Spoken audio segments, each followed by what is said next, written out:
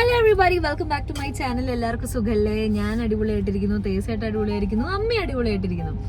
അപ്പൊ ഞാൻ ഇന്ന് എന്താ പറയാ, കുറച്ച് കാലമായിട്ട് കേട്ടുകൊണ്ടിരിക്കുന്ന അല്ലെങ്കിൽ കണ്ടുകൊണ്ടിരിക്കുന്ന നിങ്ങളുടെ ചില സംശയങ്ങൾക്കും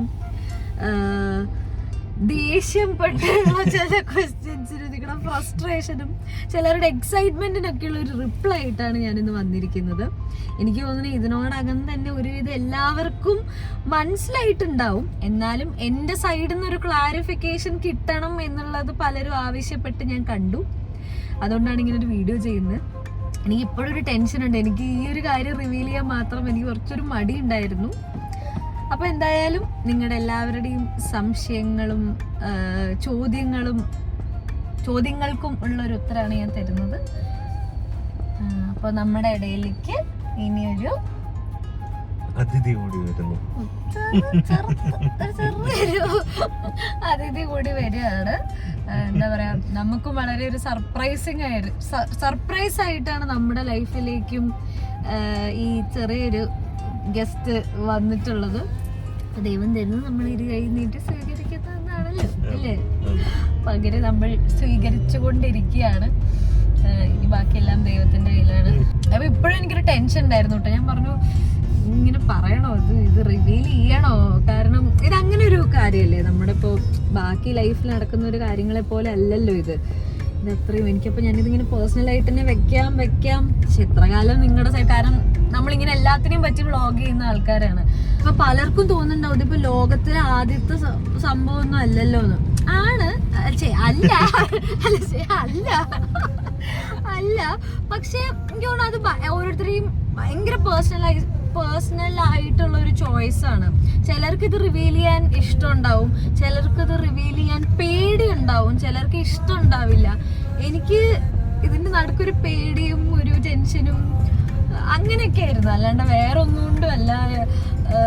ഇത് വളരെ നോർമൽ ആയിട്ടുള്ളൊരു കാര്യമാണ്, പക്ഷെ വളരെ സ്പെഷ്യൽ ആയിട്ടുള്ളൊരു കാര്യമാണ്.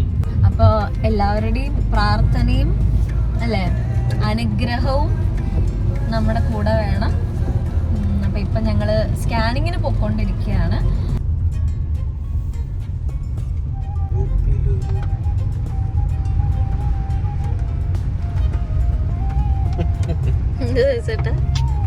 നല്ല ബ്ലോക്ക് ഉണ്ട്.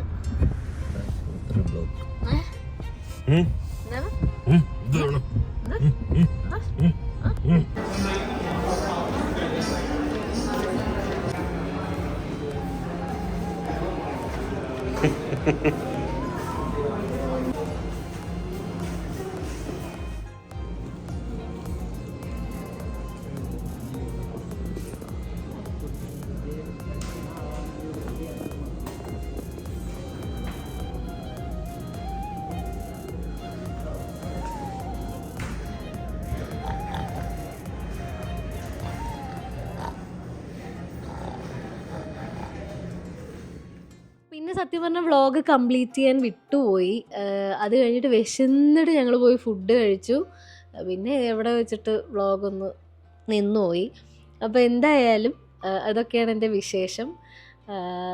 ആദ്യം തന്നെ എല്ലാവരും എന്നോട് ക്ഷമിക്കണം. കുറേ പേര് ഭയങ്കര ഫ്രസ്ട്രേറ്റഡ് ആയിട്ടും ഭയങ്കര എന്താ പറയുക, പരിഭവം ടോണിലൊക്കെ എന്താ ഇതിപ്പോൾ പറഞ്ഞാലും എന്നൊക്കെയുള്ള, ഞാൻ പറഞ്ഞില്ലേ ഇതിൽ ഒരുപാട് ഫാക്ടേഴ്സ് ഉണ്ട്.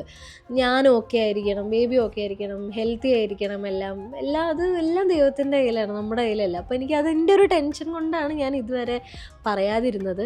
ഇനിയിപ്പോൾ എന്തായാലും ഗ്രാജ്വലി വയർക്ക് വരുമ്പോൾ എല്ലാവർക്കും മനസ്സിലാവും. പിന്നെ ഞാൻ വിചാരിച്ചു ഓക്കെ പറയാം. കഴിഞ്ഞ കുറച്ച് വീഡിയോയിൽ നിങ്ങൾ എൻ്റെ കുറച്ച് കാര്യങ്ങളൊക്കെ പൊക്കി, ബുക്കോ പില്ലോ ഒക്കെ നിങ്ങൾ പൊക്കിയിരുന്നു. ഞാൻ സത്യം പറയുന്നതൊന്നും കണ്ടു. നിങ്ങളൊക്കെ എങ്ങനെയാണ് ഇത് കണ്ടുപിടിക്കണം? ഇത്രയും സൂക്ഷ്മം നോക്കി, എനിക്കറിയില്ല. ഞാൻ എഡിറ്റ് ചെയ്ത ഞാൻ പോലും അത് കണ്ടിട്ടില്ല. അതാണ് എൻ്റെ കോമഡി. എന്തായാലും പിന്നെ കുറേ പേര് എനിക്ക് മെസ്സേജ് അയച്ചിരുന്നു കേട്ടോ. ഇതിന് മുന്നേ ഊഹിച്ചിട്ടുണ്ടായിരുന്നല്ലോ പ്രഗ്നൻ്റ് ആണ്. അപ്പോൾ വയ്യായികകൾ ഉള്ളതുകൊണ്ടാണോ, വൊമിറ്റിംഗ് ഉള്ളതുകൊണ്ടാണോ, ക്ഷീണം കൊണ്ടാണോ വീഡിയോസ് ചെയ്യാത്തതെന്നൊക്കെ. ക്ഷീണമുണ്ടായിരുന്നു, പക്ഷേ അങ്ങനെ ദൈവം സഹായിച്ചു വലിയ കുഴപ്പമില്ല. പക്ഷേ അതുകൊണ്ടൊന്നും അല്ല, ഈ ടെൻഷൻ കൊണ്ടാണ് ഞാൻ ചെയ്യാതിരുന്നത്. അപ്പോൾ അതിന് ഞാൻ ആദ്യം തന്നെ സോറി പറയുന്നു. ഇനി വേണ്ടത് നിങ്ങളുടെ എല്ലാവരുടെയും പ്രാർത്ഥനയും അനുഗ്രഹമാണ്. എല്ലാം നന്നായി പോട്ടെ. പിന്നെ എല്ലാം ഞാൻ പറഞ്ഞ പോലെ ഈശ്വരൻ്റെ കയ്യിലാണ്, പ്രാർത്ഥിക്കുക എന്നുള്ളത് നമുക്ക് ചെയ്യാൻ പറ്റുക. അപ്പോൾ ബാക്കിയൊക്കെ എല്ലാം ഓക്കെയാണ്. പിന്നെന്താ, അത്രയൊക്കെയല്ലേ ഉള്ളൂ. പിന്നെ ഇനിയിപ്പോൾ നിങ്ങൾക്ക് ക്യൂരിയോസിറ്റി ഉണ്ടാവും എൻ്റെ റിയാക്ഷൻ എന്തായിരുന്നു, ഇതെങ്ങനെ അല്ല ഇങ്ങനെ സംഭവിച്ചു ഇതിൻ്റെ റിയാക്ഷൻ എങ്ങനെയായിരുന്നു, നിങ്ങളുടെ ഫസ്റ്റ് ഇമ്പ്രഷൻ ഇതൊക്കെയുള്ള. സത്യം പറഞ്ഞു കഴിഞ്ഞാൽ കോമഡി ആയിരുന്നു കേട്ടോ. കാരണം നമ്മൾ ഒട്ടും പ്രതീക്ഷിച്ചിട്ടില്ല. നമ്മുടെ ഒരു പ്ലാൻ പ്രഗ്നൻസി ഒന്നും പറയാൻ പറ്റില്ല. നേരത്തെ ഞാൻ വീഡിയോൻ്റെ തുടക്കത്തിൽ പറഞ്ഞ പോലെ അപ്രതീക്ഷിതമായിട്ടൊരു അതിഥി വന്നതാണ് നമ്മുടെ ഇടയിലേക്ക്. അപ്പോൾ ആദ്യം ഭയങ്കര സർപ്രൈസും ഷോക്കും മിക്സഡ് ഇമോഷനായിരുന്നു. കാരണം നമ്മളൊട്ടും പ്രിപ്പയർഡ് അല്ലല്ലോ. പക്ഷെ പിന്നെ വിത്തിൻ 2 days എല്ലാം ഓക്കെ ആയി.